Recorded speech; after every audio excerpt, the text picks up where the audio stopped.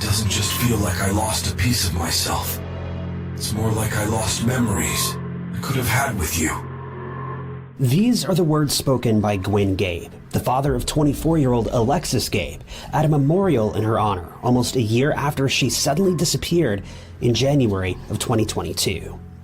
The true crime story of Alexis Gabe is one filled with strange evidence, bizarre twists and turns, and details that her family and investigators are still struggling to come to terms with, and many questions remain unanswered, as the man believed to be responsible for her disappearance refused to divulge any information he had, and ultimately lost his life at the hands of police. Alexis Gabe was taken down by one of the people she trusted most, one of her closest friends. The problem is, no one knows why. Thankfully, this case has finally been solved, but the real search for answers, well, it's only just begun.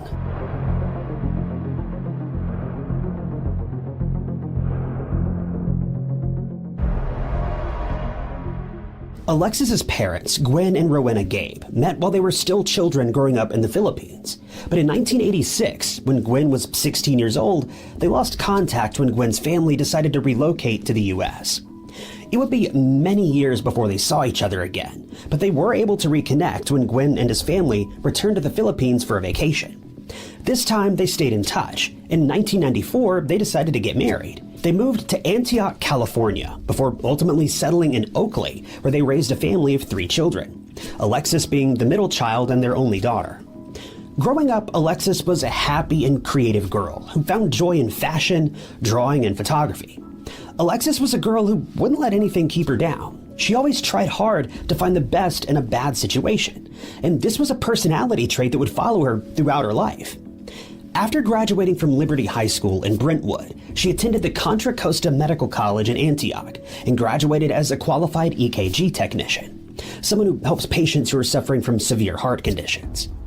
It doesn't seem like Alexis was ever able to put her degree to work because just after leaving school, she started working at a Rite Aid pharmacy, where, according to some of the customers that she dealt with, she was always ready to greet anyone with a smile and put their needs first.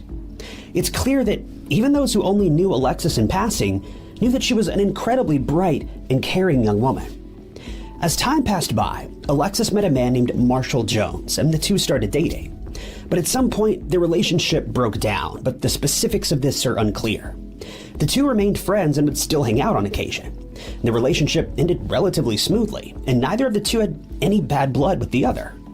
Or so it would seem. See, while Alexis seems as though she was ready and willing to move on from their relationship, Marshall wasn't.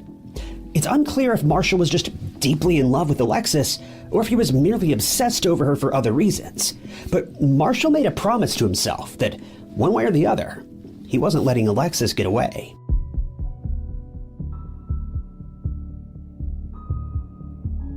It was the 26th of January, 2022, when one of Alexis's friends spoke to her through a FaceTime call at around 6 p.m.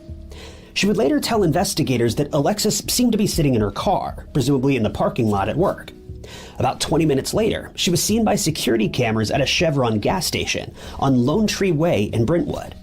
Alexis then left the gas station and traveled to Marshall Jones's house, her now ex-boyfriend, which was located on Bent Tree Way. Now, fair warning, a lot of the street names in this story have to do with trees or ways, so it can be a bit hard to follow at times, but I'll do my best to make sure that everything's as clear as possible.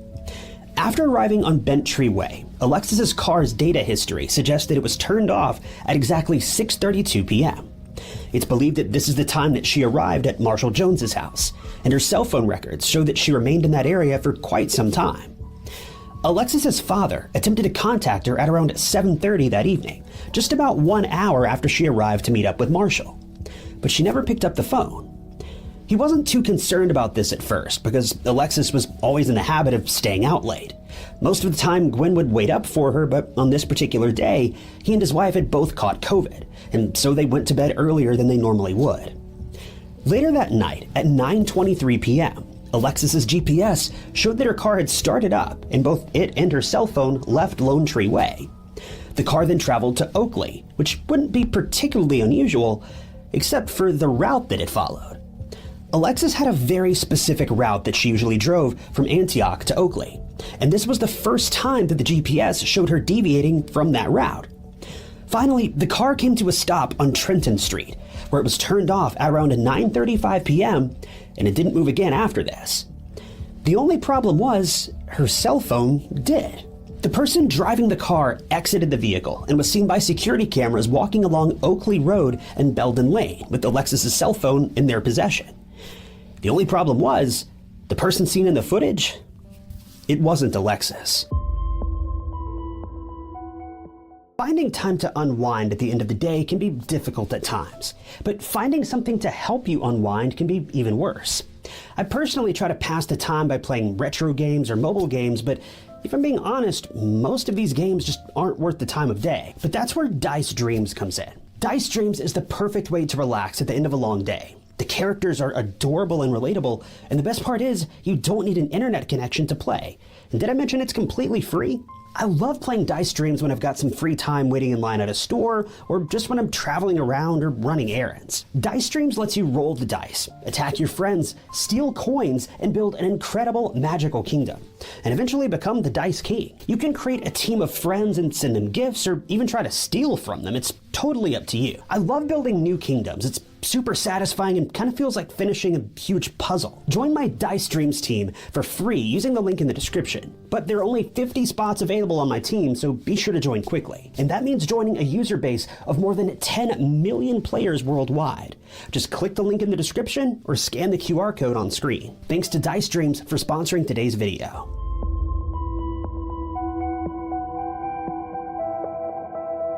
Less than 5 minutes later, after this unidentified person of interest was captured on CCTV, Alexis's phone was turned off and the person carrying it walked to Live Oak Road, arriving there at about 10:06 p.m. They would eventually walk under Laurel Pass, make their way to the same Chevron gas station where Alexis was seen earlier that night, and then walk towards Cedar Point Way.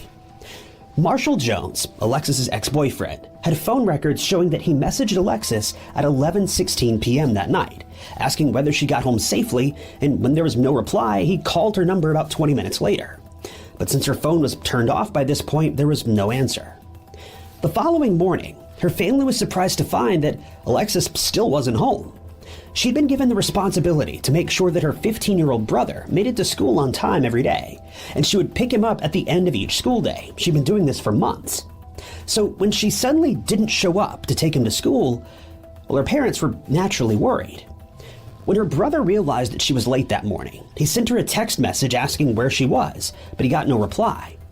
Her father immediately became concerned, since this wasn't something Alexis would normally do, and hence he called Marshall to see if he knew where she was. Marshall stated that Alexis had been at his house the previous evening, but that she left at around 9 p.m. after deciding to go to her best friend's house. The next logical step was to call Alexis's friend. But this is where the case takes a sinister turn. Her friend told Alexis's family that she was in Sacramento and that Alexis knew she was there, so she would never have planned on visiting her at home. Unable to leave the house thanks to battling COVID, her parents asked their oldest son to go to the police station to file a missing person report. In the meantime, they contacted all of their daughter's friends and each of their relatives to see if anyone had seen her, but no one had. Family and friends quickly gathered together to start searching for her by driving around the area to see if they could spot her or her car. And their efforts paid off quickly. Alexis's car was found abandoned where it had been parked the previous night, in an area just 5 minutes from the family's home.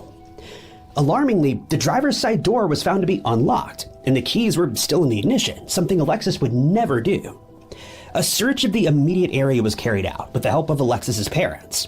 By this point, her parents were so concerned that they decided to ignore the stay-at-home orders during their battle with COVID, and they opted to leave the house anyway in search of their daughter.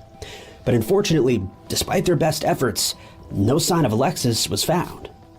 Security footage from the intersection of Trenton Street and Carrington Drive, where her car was found parked, showed a male suspect driving Alexis's car into the area before abandoning it and walking away. Now, keep in mind that whoever left the car there also had Alexis's phone with them, and hence they were likely responsible for her disappearance, since they would have likely come forward if this wasn't the case. Investigators estimated that the man was about 5 foot 11 inches tall and revealed that he was wearing an oversized jacket and had a mask over his face, though it failed to hide the fact that he had a beard.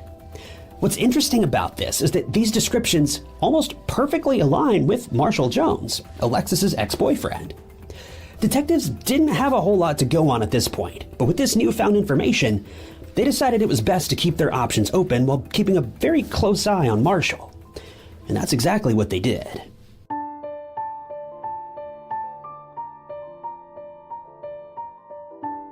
During an interview with investigators, Marshall reiterated the timeline that he'd given to Gwen and Rowena the previous day, stating that Alexis had been at his house the previous evening, but that she left at around 9 p.m. after deciding to go to her best friend's house.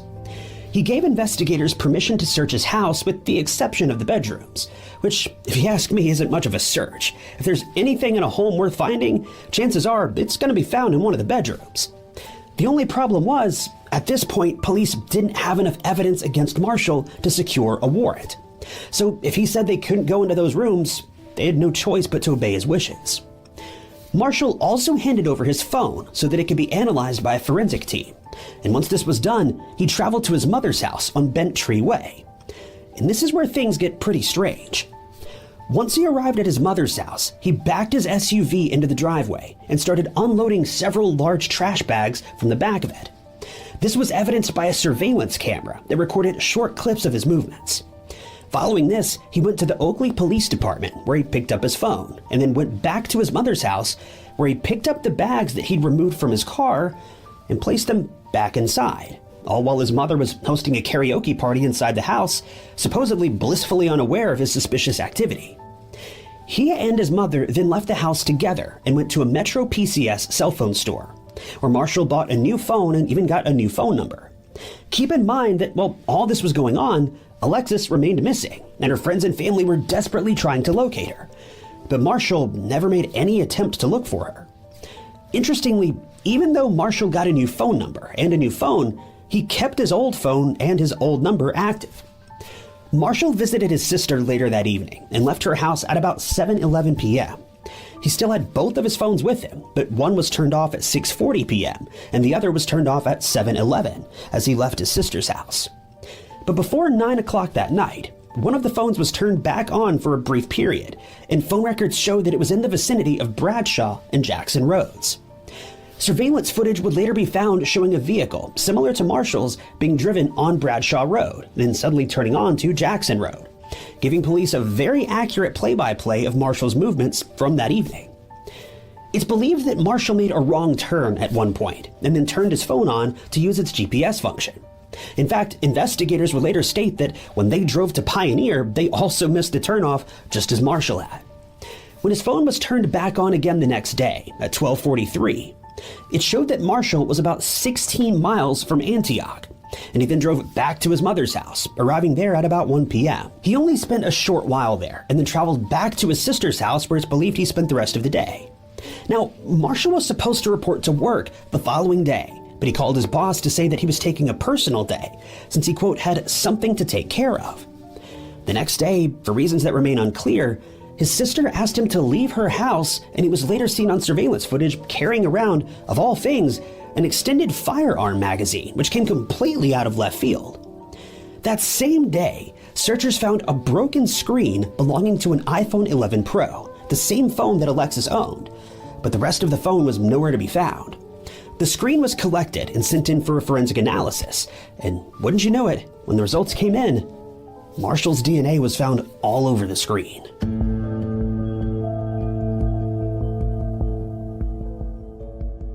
By now, investigators were certain that Marshall knew way more than he was letting on, and they applied for a search warrant of his mother's house on Bent Tree. During the search, luminol showed that blood was present inside the lid of a washing machine. This sample was sent to a lab for testing, and it would later reveal that it contained Alexis's DNA. They also noticed that the shower curtains from the bathroom were missing, and when Marshall's car was searched, they found more of Alexis's DNA in the back, though it was never determined whether this stemmed from blood or a different source. The day after the search, Marshall boarded a plane in California and traveled all the way to Washington, where he then stayed with his father for a few days. An awfully convenient time to take a trip to check up on family. On the 3rd of February, just 2 days later, a search was conducted of his mother's house, but it was never revealed whether or not detectives found anything else of interest here. Later on that month, a search warrant was granted for a search of Marshall's sister's house, and here, investigators found a handwritten note containing directions to Pioneer.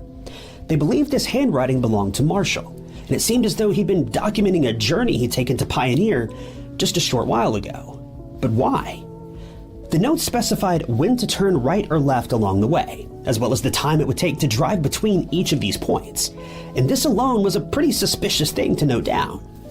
When this was discovered, investigators theorized that Marshall must have ended Alexis's life and then drove to this specific area to dispose of her body. But now they needed to prove it. Search parties immediately drove to the area, detailed in the note, to see what they could find.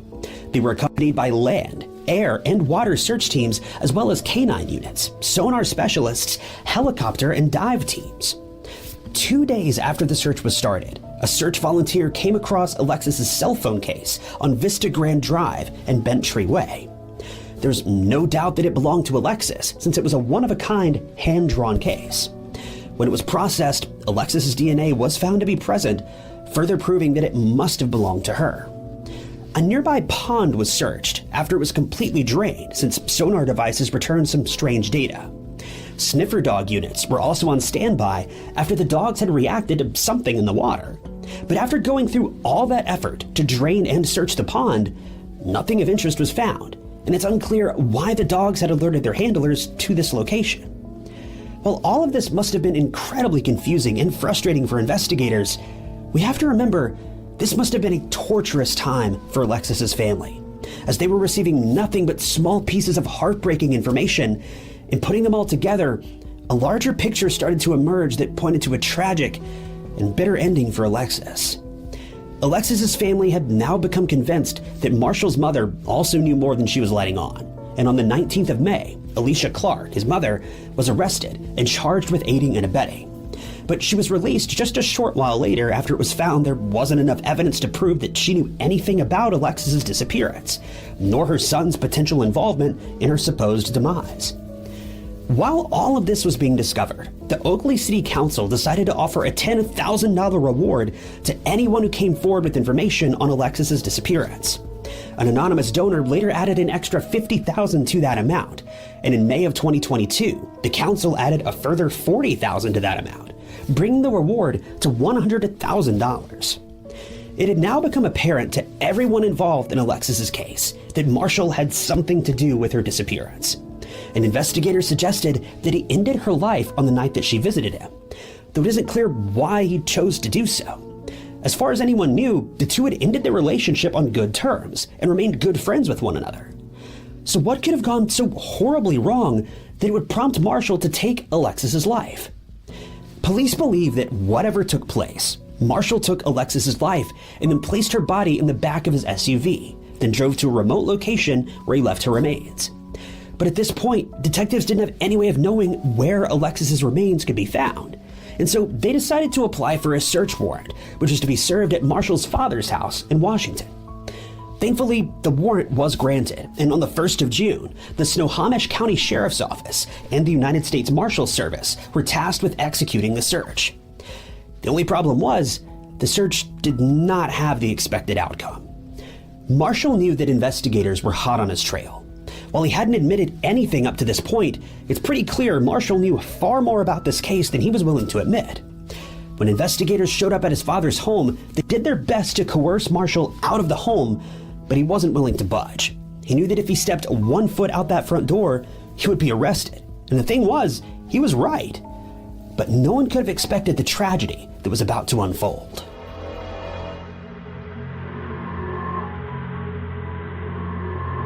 Police body cam footage of the incident shows officers trying to convince Marshall to leave the house peacefully, with some carrying shields for their own protection. But Marshall seemingly had no plans of going down peacefully, and he can be seen suddenly emerging from the house with a large kitchen knife in his hand. And it became clear at this point, things were not about to end well. One officer can be heard ordering Marshall to drop the knife, but instead he lunges forward in an attempt to get to the officer, and they unfortunately had no choice but to open fire, ending Marshall's life in the process, as well as any hopes of gathering information about Alexis's disappearance. This must have been incredibly disheartening for Alexis's family, as they still had no idea where Marshall left her body, no idea what even happened to her, and now their main suspect couldn't even be put on trial for what he had allegedly done. Any hopes of getting answers from Marshall had slipped away, and it would be up to investigators alone to bring this case to a close. But that would be much easier said than done. On the 2nd of June, a press conference was held, during which investigators announced that Marshall had lost his life at the hands of police, and a full explanation was given of the events leading up to this unfortunate turn of events. Most of this altercation was captured on police body cams and CCTV, so there's little debate regarding what actually happened to Marshall that day. Alexis's father spoke at this conference and reiterated that he and his family couldn't believe that Marshall was capable of hurting their daughter, since he was her first love and since they'd been together for 3 years up until splitting up. As mentioned before, the two were still very good friends, and no one ever expected that their relationship would take such an unnecessary and tragic turn. Well, no one except for one man, it seems. One of Marshall's friends, whose name has never been revealed to the public, came forward to speak to investigators about a strange conversation he had with Marshall about 2 weeks before Alexis disappeared. In a very surprising turn of events, his friend revealed that Marshall approached him one day and stated that he was thinking of ending Alexis's life, though he didn't say why. He then asked whether his friend knew of any good places where he could hide her body after the deed was done. Marshall was completely upfront about this, totally out in the open, but his friend couldn't figure out why in the world Marshall would want to do something like this. Rather than go to the police, his friend suggested that a septic tank would be a good hiding spot, or that he should think about burying her in a remote forest somewhere. When asked why he decided to remain quiet about this rather than report what Marshall had told him to the police, he stated that he thought Marshall was kidding around and that he never thought he would actually go through with ending her life. In essence, he thought that Marshall was just upset with her, and this was some sort of dark joke or some way to blow off steam. Obviously, this is not something that any parent ever wants to hear, and to learn that their daughter's passing could have been avoided if this man had just come forward immediately after Marshall approached him, well, it must be a gut-wrenching moment, and I can only imagine what thoughts must have been going through the minds of Alexis's family at this point. This one man could have helped save their daughter's life, but because of either a miscommunication or maybe even fear, he didn't. But as was the case with Marshall's friend, there's no way of telling what's going on in someone's mind, and I'd like to think that if he thought Marshall was serious about ending Alexis's life, he would have come forward. But at this point, it was all too late. All that Gwen and Rowena and the rest of Alexis's family could do now was just keep searching, in hopes that they could somehow find their daughter's remains. But it would ultimately be someone completely unconnected to the case who would contact police when they made a very grim discovery.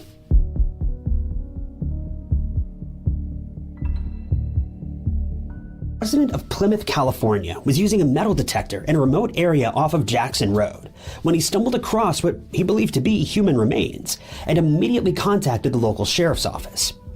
When investigators traveled to the site, they realized that this man had in fact stumbled across partial human remains.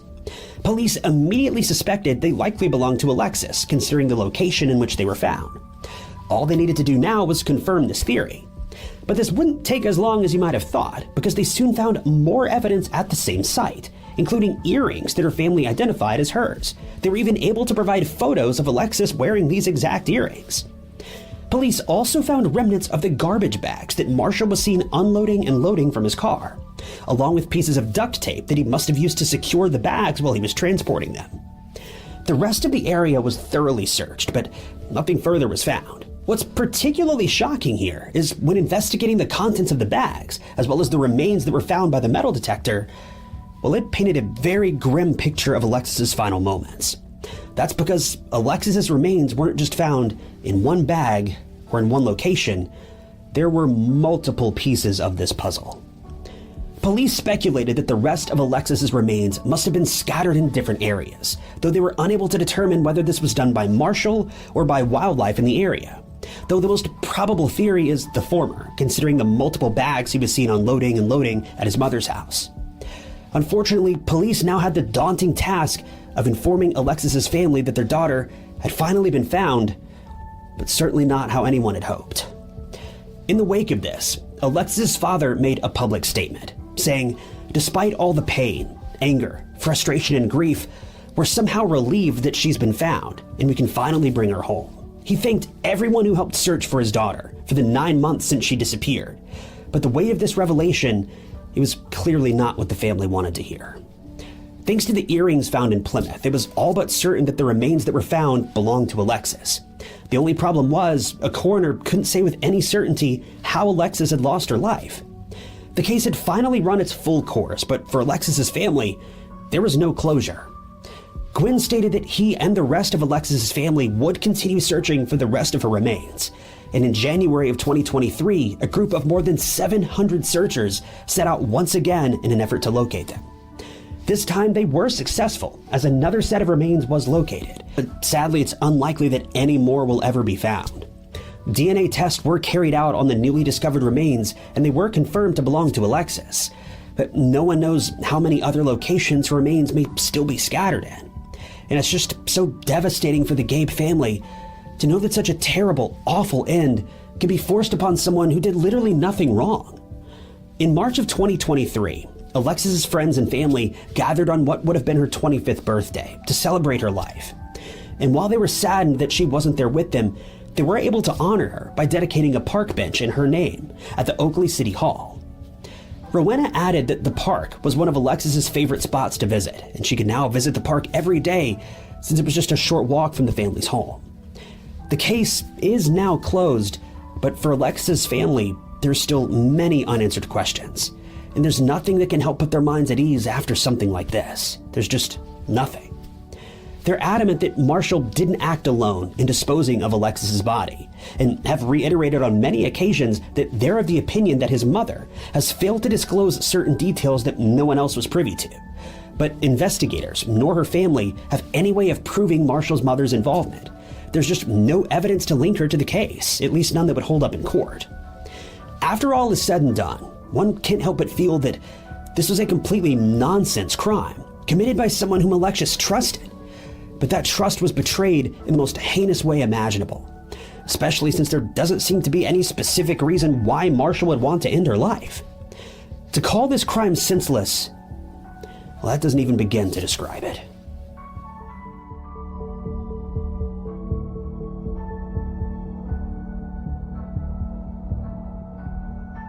Thanks again to Dice Dreams for sponsoring today's video. Download Dice Dreams for free and enjoy quality time with no ads. Just click the link in the description.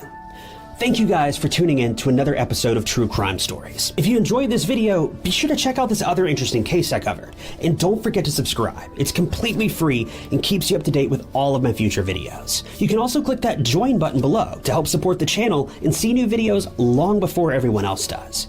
But my name is Ty Knotts, and I'll catch you guys in the next video.